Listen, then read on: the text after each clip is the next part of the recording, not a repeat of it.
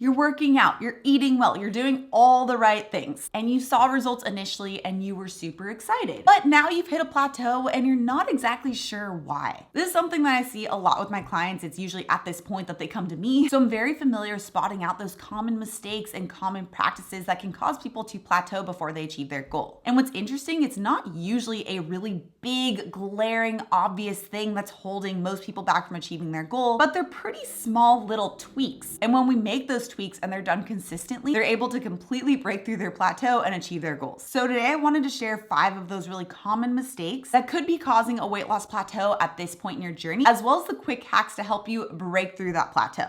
Let's dive into it. My name's Autumn. I'm a certified clinical nutritionist with my master's nutrition human performance, and today's video is sponsored by Element. More on them in a bit. Okay, the first has to do with a sneaky sweet tooth. When it comes to weight loss plateaus, I'd say this one has to be about 80% of the people I see experience this one main mistake. It's where they're eating very well, they're exercising, they have their 3 meals a day, they're focused on protein, fat, and fiber. But then they might have like a little bite of something. Maybe it's like the one little tiny piece of candy that's at the office. It's like a kid size, so it doesn't really matter. Or it's like the nightly peanut butter cup, or maybe a small amount of dark chocolate while cooking, a handful of dried fruit after lunch, or the occasional protein bar if you missed a meal. It's these little tiny hits of sweet tooth that really don't seem significant. It's not like you're having an entire case of brownies at lunch, but they're small and they're consistent. And it's the consistency that can be a big barrier, especially when you get to this point of your fat loss or weight loss journey. You've already made pretty big major changes. You're eating the right types of foods that really are supportive of a fat loss goal. You're doing the right type of exercise. And because of that, you've seen pretty significant progress. However, to get to that next step in your journey, it's these small little daily habits that start to really add up throughout the week. Now, the first thing I look at with my clients is understanding the why behind it. Are they having these sweets because they're hungry still? Or is it more habitual? Because having a sweet tooth could be a sign of you just simply not eating enough. If that's the case, the simple hack here is just slightly increase what you're eating at each of your 3 meals. It also might be time to reassess the amount of protein you need. Perhaps you're under eating on protein, even if you are eating more than you had in the past, because eating enough protein is one of the easiest ways to actually stop a sweet tooth, which I do have a 100% free protein calculator to help you determine exactly how much protein you need.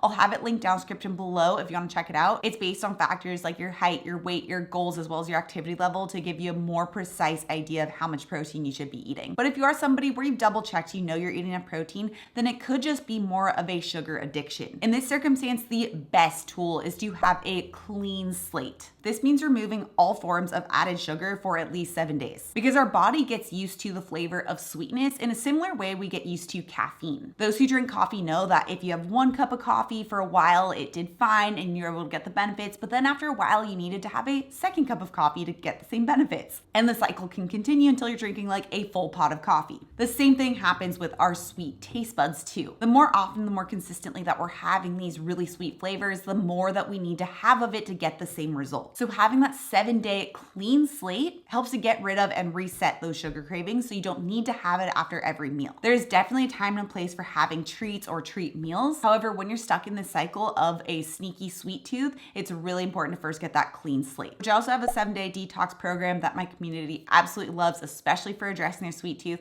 I'll have it pop up right here somewhere if you guys want to check that out. Okay, the second mistake is what I call the wind down paradox. So at the end of the day, you've had a busy, stressful day. Maybe you have kids, you just put them down. You've had a long, stressful day at work. You just want to wind down. Now, from my experience with clients, the number one way that people do this is by watching TV. And I can understand this. It is very nice to sit in front of the TV and just watch something and just kind of let your mind like relax for a second. However, just watching a 30-minute show can easily turn into watching multiple hours worth of TV. And this means that you're going to be staying up later than perhaps you intended, or later than what your body's circadian rhythms really allow for. This means you're getting less sleep than your body needs. You have lower melatonin, which is the sleep hormone, which means the sleep you're getting is of poor quality. And all of this results in having increased sugar cravings the next day, as well as increased hunger hormone ghrelin and increased preferences for larger portion sizes. Not to mention, this also increases your stress hormone cortisol, and higher levels of cortisol have been tied to weight gain around the belly. Plus, that increased cortisol increases your stress hormone the next day, which is why I call this the wind down paradox, because even though you might feel like you're winding down, it's actually not going to make you feel more rested than you were before. So the big hack, big solution here is to set a time limit for your TV consumption, or really for all of your social media consumption, especially in the evening before you're going to bed. I recommend no more than 30 minutes, but even setting just any type of time limit is a great place to start. And then once you've hit that time limit, do other things that wind you down, like get ready for bed, take a shower, take a bath, go for a walk, or read a book. This will promote better sleep, better quality sleep, make it so your sleep hormone can naturally raise, your sleep quality can go up as well. You can get a longer amount of sleep, and therefore you don't get the negative downstream impacts of poor sleep and the impacts it has on your weight loss progress. And before we move on, I want to give a huge thank you to today's sponsor, Element. Element is an amazing electrolyte company that was specifically created with intermittent fasting, low carb eating, and athletes in mind. They actually contain the sodium, magnesium, and potassium to help balance out electrolyte levels, all without having any sugar. I've been using Element for about 3 years now. Before that, I would just use like regular salt as my electrolytes, and I found that I was just not very consistent when I was having salt, because to be honest, like just the regular salt doesn't taste great. And so I wasn't getting the benefits of having high quality electrolytes for my energy levels and overall health. But Element has such delicious flavors that makes it so easy to remember to take every single day. My all-time favorite is their grapefruit salt, but they also have other delicious flavors like their orange and raspberry and citrus. They even have a chocolate flavor that you can make into like a healthy hot chocolate as well. And right now, Element is offering my viewers a free sample pack with any order. That's 8 single-serve packets free with any Element order. It's a really great way to test out all 8 flavors, so you can get yours at drinkelement.com/autumn. It's only available through my link, so make sure to check out drinklmnt.com/autumn. The link is also in the description down below. Okay, the third mistake is just way too much caffeine. It's so easy at this point to have caffeine all day with our morning coffee, having some green tea later in the day,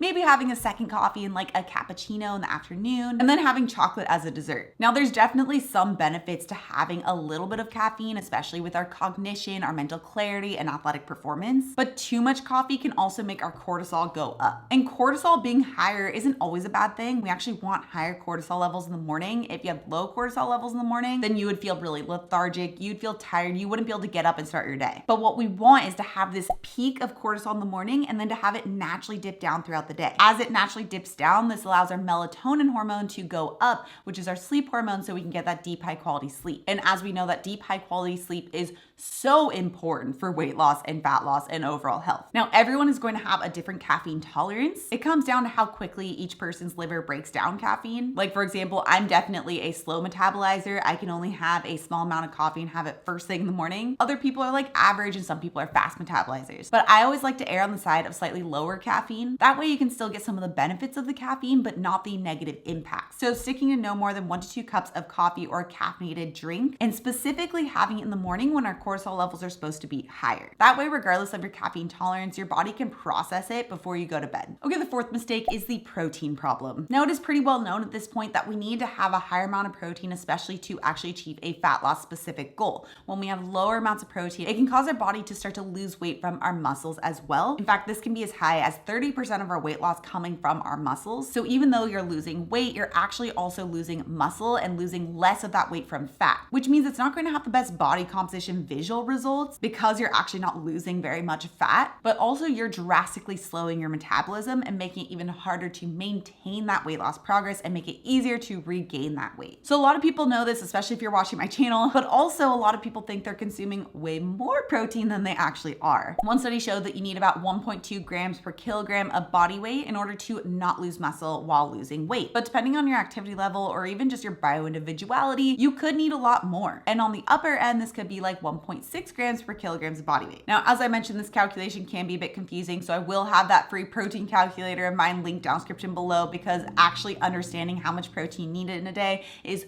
so important. I cannot stress this enough. Once you know your total amount, you can split that up evenly into 3 meals to make sure that you're getting enough for your body's needs. But as I mentioned, one really big mistake is people think they're getting a lot more than they really are. So a little hack is to just a couple of times measure out your proteins that you typically are eating. So So if it's like fish or chicken or beef or yogurt, whatever it is, measure out the amount you would need at each meal just a couple of times. Then you can get a visual representation of how much protein you need to be eating and eyeball it from there. You don't need to be super precise. You just need to get a general idea of what you need to eat and then consistently eat about that amount. I actually have a really visual video that shows you different types of proteins and their weighted amount. So if you want to check that out, I'll have it linked right up here. Okay, the fifth really big mistake are cheat days. Now, as I mentioned with the sugar issue, cheat days or cheat or treat meals can definitely be incorporated while still achieving or maintaining a goal. But we need to clarify the difference between treat meals and cheat days. I often see people seeing the whole weekend as like just the time for treat or cheats. So it could be Friday night, Saturday, and Sunday. And during this time, they're eating things like regular pancakes loaded with syrup, having nachos, having pizza, having a lot of alcohol, lots of processed low protein, high sugar foods. And this is nearly half of the week. So all of those protein, fat, and fiber rich meals, the exercise that you're doing during the week could be completely countered by the weekend. And the biggest reason why I see people do this is because they're really tired of the clean food that they're eating during the week. They see those clean foods as more of a punishment rather than something that they truly enjoy. They're eating things like grilled chicken with steamed broccoli, things that don't really excite them and not super enjoyable. So they get tired of it and they look forward to these really processed foods that they can have on the weekend that are obviously going to really stimulate their taste buds. But the hack here is to make sure that you're actually enjoying the food that you're eating during the week so that you can have the occasional treat meal, meaning like one meal like dinner or dessert on the weekend, while still also loving the food that you're eating during the week. If the food that you're eating during the week doesn't feel like a punishment or a chore, you're not going to crave these ultra crazy foods come the weekend. And by the time it is the weekend, you'll be able to more consciously think about the treat that you want to have, something that maybe isn't as in line with your goals, like a pizza, but also that you truly love and enjoy, and be able to balance it out with the other foods that also support your goals and taste great. In fact, you should check out what I ate in a day to balance this out with those really tasty, delicious meals, but also that supported my 20-pound postpartum weight loss goal. I'll have that video linked right up here if you want to check that out. Also, if you're new to my channel and you love this science-backed information, make sure you subscribe right here. Come out new videos every Tuesday and Thursday. All right, guys, thanks so much for tuning in, and I'll see you in my next video.